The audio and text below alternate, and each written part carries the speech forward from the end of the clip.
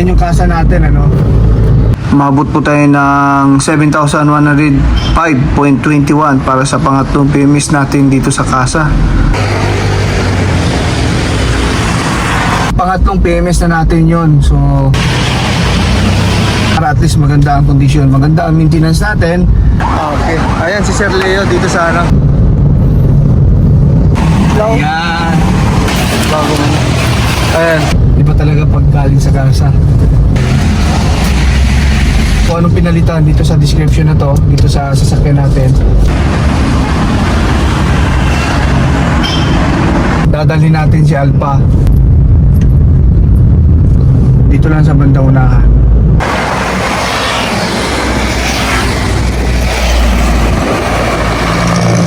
So guys, dito na tayo. Kick.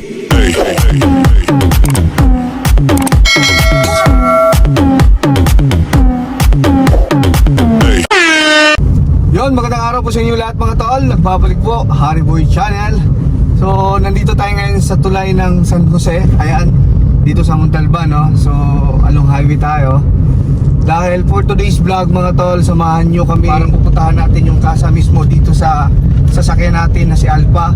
So, pupunta tayo sa kasa ng Mitsubishi Gateway Fairview para sa pangatlong PMS natin o tinatawag na periodic maintenance services, no? Dahil ang takbo na ng sasakyan natin na si Alpha is almost 11,200 kilometers na. Pangatlong PMS na natin to, nung una 1,000 and then 5,000 and then 10,000. So okay lang yun, at least ngayong araw na to naka-schedule po tayo for appointment para dito sa sasakyan natin para magkaroon tayo ng PMS, ano? So samahan nyo kami mga to para malaman natin kung anong meron dito sa PMS, no? Para sa 10k kilometers. So naka-appointment na tayo at ngayong araw na to pupuntahan na natin, naka-schedule tayo alas 10 ng umaga. Eh dahil pwede naman siya kahit saan ka pwede magpa-PMS, no? Either sa labas o kaya sa kasa mismo. Since itong sasakyan natin galing sa kasa, para maganda yung maintenance ng sasakyan natin. Since itong sasakyan natin is brand new, no? Itong Mirage G4 2024 model. Kaya samahan nyo kami ni Alpha para magpa-condition ng ating sasakyan. Okay, let's go!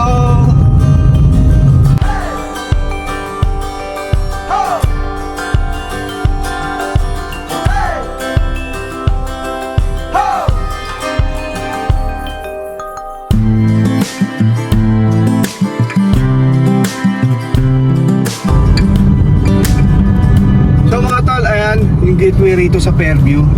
Ayan yung kasa natin, ano. So dito sa Fairview kakanan tayo. Hindi, kakaliwa pala tayo rito. Mag-u-turn tayo rito, no. Dito lang sa bandang unahan.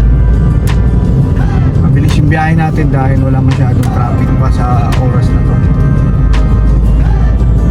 So dito kakaliwa tayo, mag-u-turn tayo rito.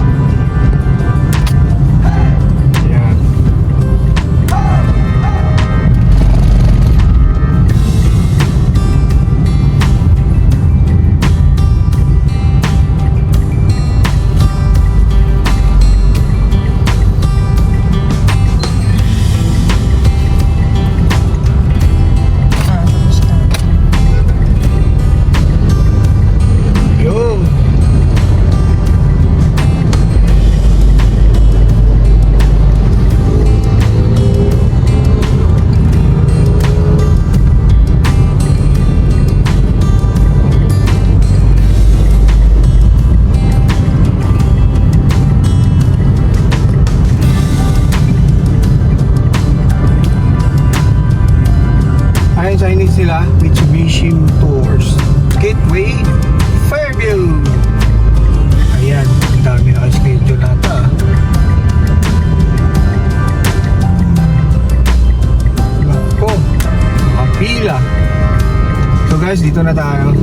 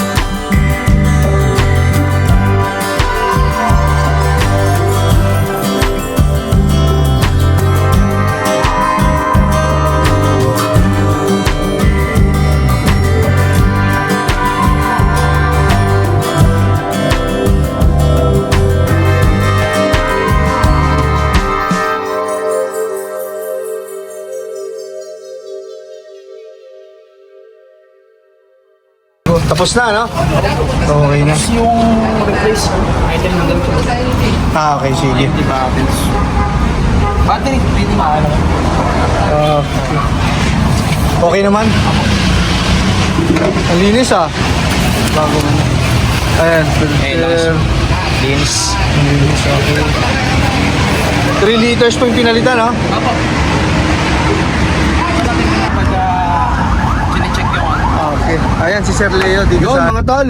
So tayo pauwi na, no? So tapos na rin tayo magpa-PMS sa kasa natin. Pinakita ko na po sa inyo yung resibo kung magkano, at least may idea po kayo kung magkano magastos nyo at kung ano-anong mga papalitan para sa third PMS natin, no? So pangatlong PMS natin regarding dito sa ating bagong sasakyan, maabot siya ng ganitong halaga, pero at least kahit paano condition na, maganda na yung running ng ano, maganda na yung condition ng sasakyan natin ulit, no?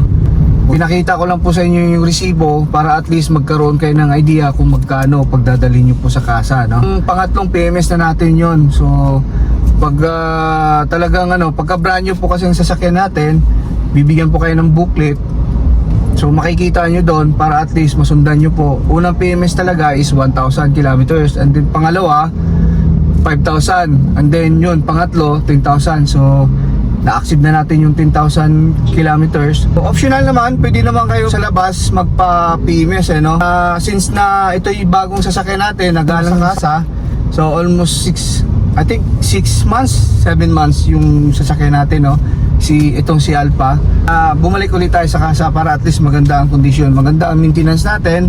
So all in na yun, lahat na po yun, yung gastos na po natin ngayon sa third PMS, so, na yung nakalagay sa resibo, all in kasama na po siya, lahat, alignment, lahat, steering wheel, dito sa may mga brake pads natin, lahat sa gulong, sa makina, lahat, interior, exterior, sila na bahala doon. So yun lang.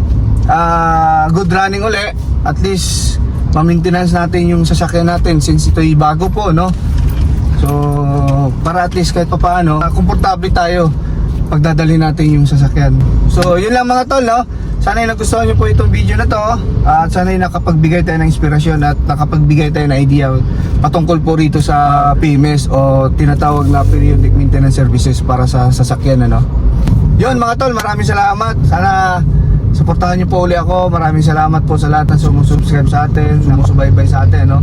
Sa mga hindi pa po nakapag-subscribe, please subscribe my YouTube account, Hariboy Channel po.